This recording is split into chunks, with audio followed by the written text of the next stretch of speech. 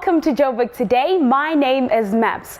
Getting into varsity is very difficult for some scholars, but getting a job after varsity is another thing. We speak to a few students about their fears. Going to tertiary might enhance your chance to be employable. However, with the increase of unemployment rate, it has made most of the students very shaky about their future. It is scary because I think according to the perfect plan, I'm going to graduate in 2016. So imagine from 31 to 36%. By 2016, just maybe will increase by another percentage. Will I get a job? Well, I did my BSc in Actuarial Science and I'm doing my honours, so I hope so. If anyone wants to employ me, please get in touch. I am scared because I'm from a family who's disadvantaged. So I'm expecting myself to get a job when I'm done with my degree. If you're a graduate, I think you should be starting to think in terms of what you're going to do if you don't get a job, or what else can you do besides seeking employment. I am very much confident that I will be able to find a job. If not, I'll create work myself, because I think university, what it does is it gives you the grounding to make your own employment, create your own work, or it propels you towards getting a job. So either way, statistics don't really scare me. Once we're done with our 3 years in undergrad, we have a graduate recruitment program at WITS. So they help us with job skills, CV skills, and companies usually come to WITS and they start recruiting people. So I think my confidence level is not that high, but it's in between because I know that I'm safe with WITS. They've already they're going to provide me with a job once I'm done. I'm still quite confident about getting a job since, should I graduate, I'd be a BSc engineering graduate. And those are still quite sought after skills in the country today. Unemployment rate, I think it's not going to affect me because I already have a training contract for next year. I'm already covered since I had a bursary for my undergrad and honours year, so I'm not going to be affected in any way. Getting a job to me is not important as much as creating jobs, because creating jobs is very important, because creating jobs you give other people hope. So you not only a leader, but you actually giving other people hope to live, to put bread on the table, which is very important. And we as South Africans need to get to that space and to that level and to create our own Silicon Valley, to become a good country that can produce good entrepreneurs and good business people.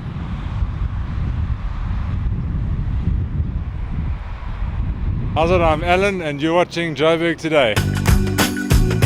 If you have any comments for us or there's something that you'd like to see on this show, keep in touch with us through social media by following us on Twitter at Joburg Today, liking our Facebook page, joburgtoday.tv, and don't forget, #Joburg Today. Noshina chats to Justin from Hello Joburg. Joining me in studio now is Justin Spinner, the Managing Director of Hello Joburg. Welcome to Joburg Today. It's a pleasure to have you here. Congratulations, you've kept this business alive for 34 years. Been a long time. How did you bring it to life? What inspired you? Well, look, originally I haven't done it for 34 years. My father started it in 1980 and he saw a need for a tourist visitor guide to Joburg. Back then there was no other mediums that you could get information across besides print, and something of quality, something that could be updated on a monthly basis with good content. But it certainly serves Joburgers as well in a big way. Yeah, look, that's the thing. A lot of Joburg people, and it's quite frustrating, will say, Joburg's a boring city, there's nothing to do. But the truth is, I don't think they know what Joburg's about. So we're trying to position our magazine that we can actually get out to the local market and say, look guys, there's a whole host of things that you can actually do in the city. Yeah, and if you live here, you've been to so many places, it's very difficult to find out about the new places that are coming out as well.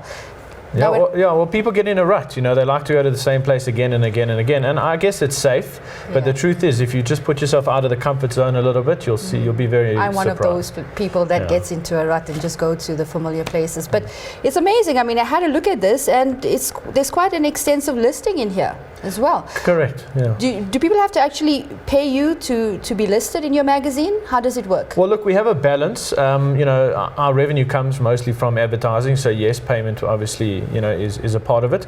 However, we try to put as much information as possible in the magazine to add value to the reader. There's no point just having advertisers. You'd be bored of the publication after 2 or 3 months. So we circulate the info, we put new restaurants in, we take some restaurants out. And you get a lot of feedback. Yeah, from our readers as well. You know, what they enjoy, what they like to read as well. And you'll notice the magazine is split up into sections. So it covers all aspects of lifestyle content, from your dining out, your shopping, your travel, your entertainment. Now, I would assume that to some degree you would become an expert and kind of like a critic in some way as well. Don't give me too much credit. You know, it's funny you say that, because I get calls on a regular basis from friends or colleagues in the industry, and everyone takes my cell phone number and phones me, Justin, where can I go? What's the latest place that we can go and visit? And put me on the spot a little bit, because I'm not an encyclopedia that can just open up and give information. So I would say I might know a little bit more than the average person, because I'm based in the industry as well, and we see some of the new places that come And does your team make a concerted effort to actually go out to these new places, check it out, and to then publicize it? Well, I mean, there's no point copying information from the internet. You know, you can Google a restaurant and you can find the listing and a breakdown of what it's about. You know, our whole concept is to I would say bring more information out to the people, that they can see a different aspect or different side of the place. And I have a confession to make. I mean, I only came across your publication on social media, and I'm hearing now that you're developing a new app, and that's the best part about technology, the fact that we have high volume of users on smartphones as well. So this social media is serving you in a big way. Correct. You know, to be honest, I was recommended to go into social media, and at the time I thought, you know, it's not going to really bring much to us because we're a magazine, and how is it going to complement? And over the last 12 months, it's really exploded our brand and showed people who potentially can't get a copy of the magazine exactly what we're about. You know, and that's another aspect about the mobile application. I mean, everyone, or at least the market that we're talking to, has smartphones. You know, if it's your iPhone or if it's your Android device, and now we can take the content from the magazine and put it directly in your pocket through the app as well. And people virtually live on Facebook and Twitter and all types of other social media. And Instagram. I mean, that's a huge thing for us right now, because you'll notice in the magazine the content is so rich, the photos are of great quality. So we take that and we put on Instagram, and people go crazy for it. They comment immediately as well. Yeah, straight away you can get a response. Well, we wish you all the best in your endeavors. It was great to meet you today. Great, thanks for having me. Hi, my name is Kimisha, and you're watching Joburg Today. Marisa chats property with an expert from FNB. Welcome, John. John, how does the current recession actually affect the commercial and the residential property market in Johannesburg? Well, I think if we look at the commercial property market already, it's being negatively affected, its performance already, by something of an oversupply. We've seen relatively good times for a couple of years economically, and increases in demand for office and industrial space, but the supply seems to be getting a bit ahead of that. The new building in places like Sandton has driven vacancy rates of offices up into double-digit figures. So already, according to the Rode reports, we're seeing in decentralized Joburg relatively low inflation, rental inflation in the area of office and industrial space. A recession possibly makes it a little bit worse. It's a negative. On the residential side, if we look at Gauteng as a whole, we've had nice house price inflation in general, 8 to 9% house price growth as of late, and more supply constraints there. Building activity hasn't been catching up yet with demand growth, but a recession, I think, should also curb demand for residential property in the near term, and so we might just see some slowing in house price growth from what was quite a nice situation up until recent times. What are the challenges that sellers are up to at this stage? Well, when you look at residential sides, I think it's a relatively good seller's market, or it has been up until as of late, 12 weeks on the market. Most of them still have to drop their asking price though, but in Joburg, 82%, according to our survey, still are a little bit unrealistic on their asking price and need to drop. But the percentage by which they've dropped has receded over the years. It's not been the sort of double-digit drops they've had to make a few years ago. It's more like about 8% on average or so. So it's been a relatively good situation, but I foresee that length of time on the market will start to lengthen now, given the recessionary conditions. Are there any buying and selling hotspots in the greater Johannesburg areas, and why are things going in that areas? Well, I think it's been in recent years, recent times, it's been the upper end of the market has caught up with the lower end somewhat, and there's been supply shortage. The supply shortages have been fairly evenly balanced over the top to bottom, but I think there's been a slightly better performance on the lower end of the market, and my impression I get is that supply constraints are probably more acute, or have been in recent times, in places like Soweto. I've spoken to some agents there over the last year or so, and serious stock constraints there, probably more severe than in the high-end northern suburbs markets. So if one looks at price growth as a result, and that so-called affordable segment of the market and the former township markets, we measure it as being slightly better than in the former white suburban markets. How are council initiatives like the Corridors of Freedom expected to impact on the property market? Well, I think big. I think Joburg has a big transport challenge. We know that for the last few decades, gradually the transport, the congestion, the urban congestion on our roads has been mounting, and it's becoming troublesome. There is a public transport solution in the offing. The public transport solution is along certain corridors. We've got the Gautrain, we're getting the Ria Vaya, and I think what that's going to do over the years, over the longer term, is open up a price differential, a bigger price differential between those properties away from those transport corridors and out on the urban periphery, and those that are nicely situated on these state-of-the-art transport corridors. So bigger difference in property values, and a lot of us are going to, over the years, look more and more to live on or near to those major transport corridors, or near to the major business nodes such as Sandton. Hi, I'm Skongile Gunene and you're watching Joburg Today. Check out the special focus section to see what is happening in and around Johannesburg. To see where Joburg is heading, check out Joburg Tomorrow. That's it from me, Mams. I leave you with Bambazela from David Jenkins, aka Katazi. Back in ETV.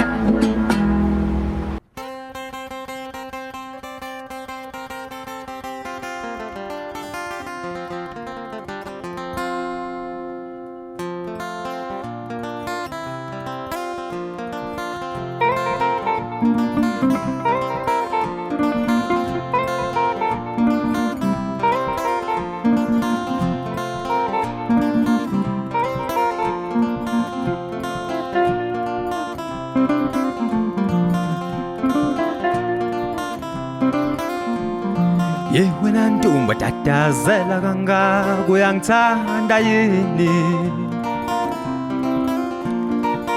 wena ntombi tatazela kangaka uyangithanda yini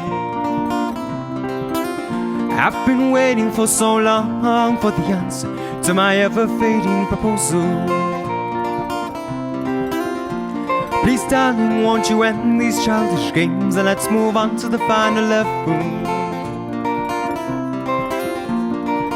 Wena ntombi tatazela kangaka uyangithanda yini wena ntombi tatazela kangaka uyangithanda yini Ayisukela uyangimambezela ayisukela uyangithanda belunqome Ayisukela uyangimambezela ayisukela uyangithanda belunqome Ayisukela uyangimambezela ayisukela uyangithanda belunqome Ayisukela uyangimambezela ayisukela uyangithanda belunqome